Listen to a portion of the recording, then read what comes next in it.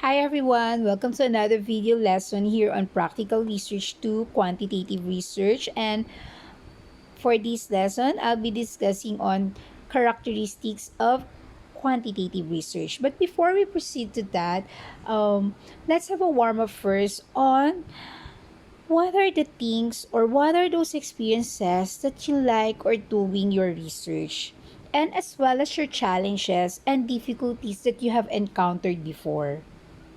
Okay? So please submit your reflection on or before Friday.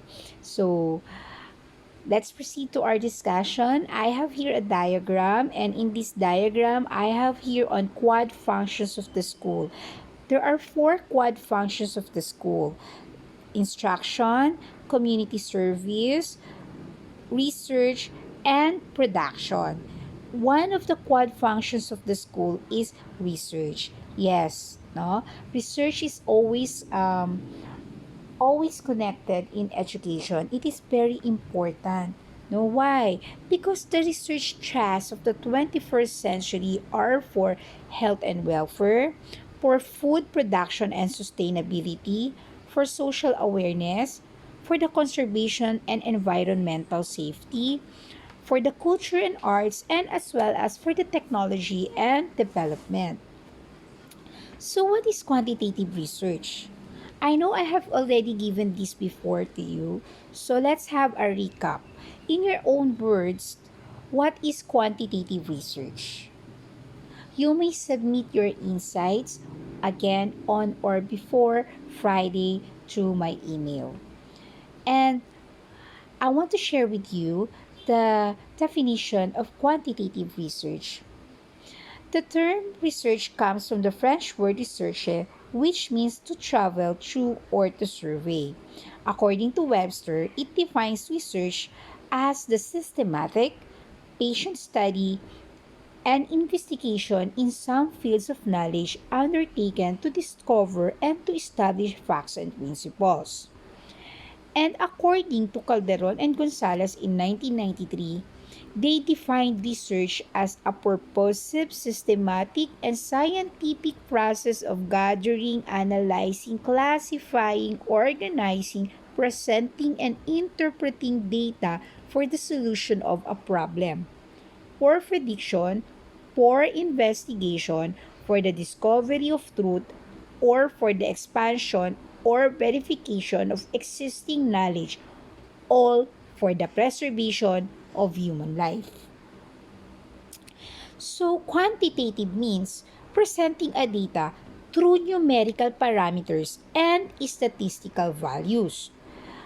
It is a more basic and all-inclusive definition of quantitative research is quantitative research is a systematic, objective, and comprehensive investigation of certain phenomena which involves accurate data gathering, recording, and critical analyzing and interpreting of all facts about the phenomena through numerical evaluations and statistical interpretations. So that is a more basic and all-inclusive definition of quantitative research.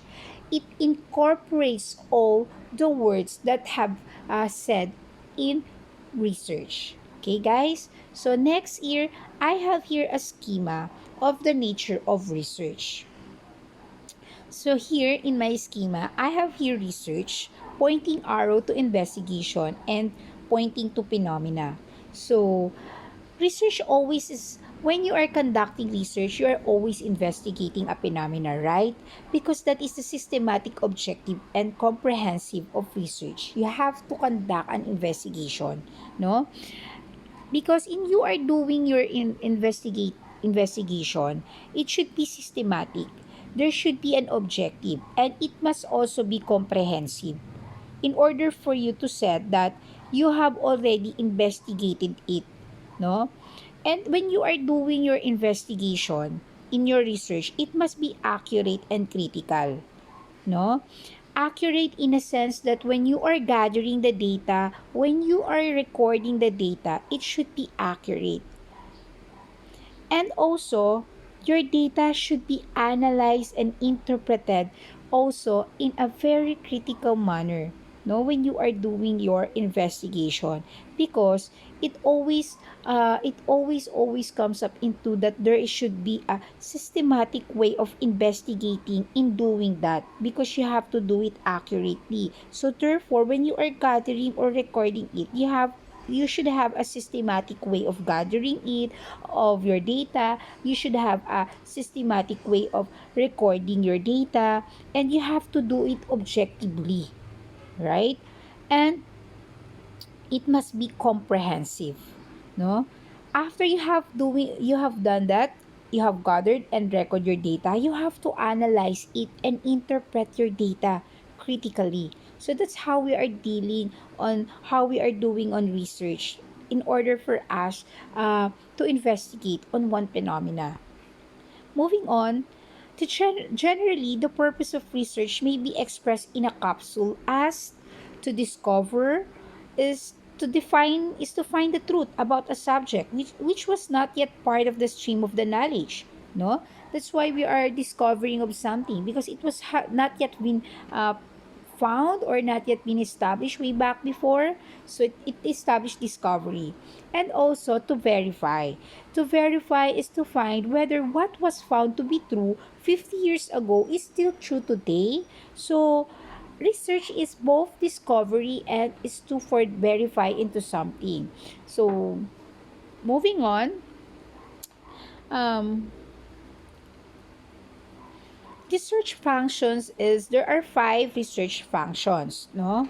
There are 10, I mean. So, yes, there are 10.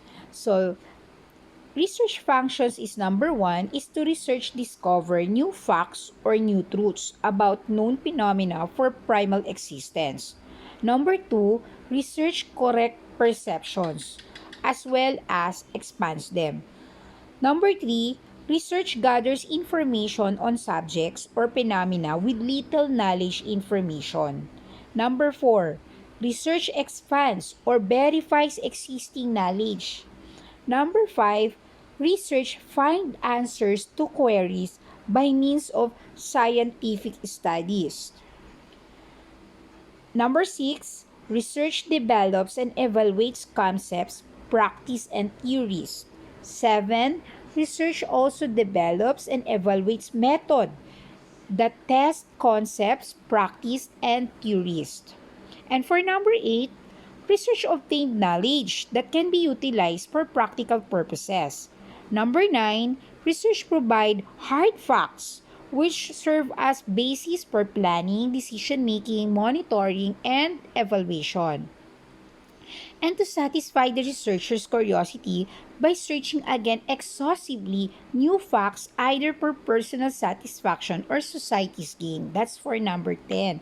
So, it's not all about for others. It must be something that the researcher wanted to know or that will satisfy his curiosity. Next is, let's discuss on what are the characteristics of a good research. Well, according to Paul Liddy and Best in year 2000, it says that a good research should be systematic, controlled, empirical, analytical, objective, means it is unbiased and logical, and employs hypotheses. So, if all these characteristics are in research, the research is systematic, it is controlled, empirical, based on experience, analytical, it is well analyzed, critical, no? Objective, unbiased, and logical, and employs hypotheses, then we can say that it is a good research. Well, that's per Paul Liddy and Best. And also, it says that it it has to be a research should employ a qualitative or statistical methods. It must be original work and should be done by an expert. So doing a research is a skill. No, it cannot be done by just an ordinary or without a knowledge. No, it should be a skill. No, patient and unhurried activity. It requires an effort making capacity and requires courage and intelligence. Yes, it should be done by an expert, but if someone wanted to conduct a research, then it requires you to put an effort to have for you to be capacitated to do the research. So it will require you to have the courage and intelligence of doing so. You have to learn the so-called the systematic, comprehensive, and objective way of doing your investigation. The things that I have mentioned in the diagram on the schema of the nature of research. So what are the characteristics of a good researcher according to Calmorin? Well, according to Calmorin, um, the acronym research presents a word that will imply to a good researcher. No? Before, we have give the characteristics of a good research. Okay? The research itself. But this time, let's have what are those characteristics of a good researcher? A person who are conducting the research. Well, a good researcher is someone who is research oriented, efficient, scientific, effective, active, resourceful, creative, honest, economical, and also he must be reliable. Right? I know these words are all basic to you. I will no longer expound it because I know what does it means, and I know you know what does it means research oriented. I know that you know it already. So these words or these describing words or adjectives are words that define a good characteristics of a good researcher. So, another qualities of a good qualitative researcher. This time, qualities of a good qualitative researcher we will discuss. Number one is a good qualitative research must have a reasoning power. Number two, alert. Three, he must be accurate, intellectually honest. He must have a zeal for investigation, organized and systematic, efficient, resourceful or innovative, prompt, has time management, hardworking, positive thinker, wide reader, patient, and has perseverance. He must also has a good working knowledge on statistics and grammar. And most importantly, he must enjoy doing research or else he will not able to finish it because you must also enjoy what you are doing. Okay? Next is in the Philippines, there are trends of doing research. One is short-term research and the other one is long-term research. Well, it depends of what type or what kind of research you are doing. So, moving on, there are some ethical principles that a researcher should be or should be always remember or recall. When if you are a good researcher, you must be honest. The ethical principles that you should have is honesty, objectivity, confidentiality, respect for intellectual property, and responsible. No, and um I have here an activity. I want you to sketch a schematic diagram that explains the nature of research. I have already given you the schema of the nature of research. I want you to sketch it and the diagram. And when you sketch the diagram, I want you to discuss all the important words in your own words. Please share your insights and submit it on Friday through my email. Okay? According to Albert Einstein, everything that can be counted does not necessarily count. Everything that counts cannot be necessarily counted. I hope you learned something today. Thank you and goodbye.